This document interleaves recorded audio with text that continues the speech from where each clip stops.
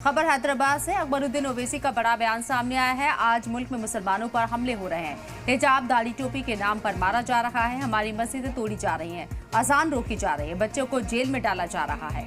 ये लोग हमें बाहरी कहते हैं, हम हिंदुस्तानी हैं। ना मैं नमाज छोड़ूंगा, न नफिल छोड़ूंगा, ना हिंदुस्तान छोड़ूंगा।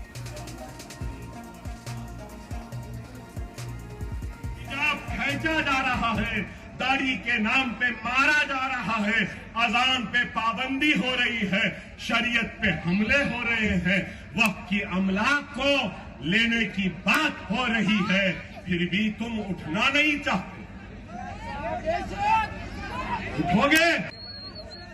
हमसे कहते हैं कि ये लोग भगोड़े हैं, हमसे कहते हैं कि ये भड़काऊ भाषण देते हैं, हमसे कहते हैं कि ये बाहर के हैं। अरे हम बाहर के नहीं हैं, हमारी कई नस्लें यहीं पर पैदा हुई, यहीं पे मरी।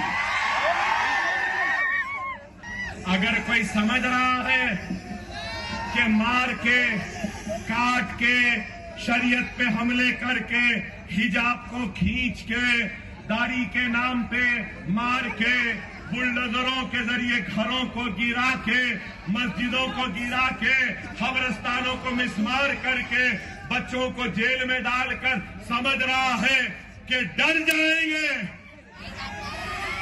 डरेंगे? डरेंगे?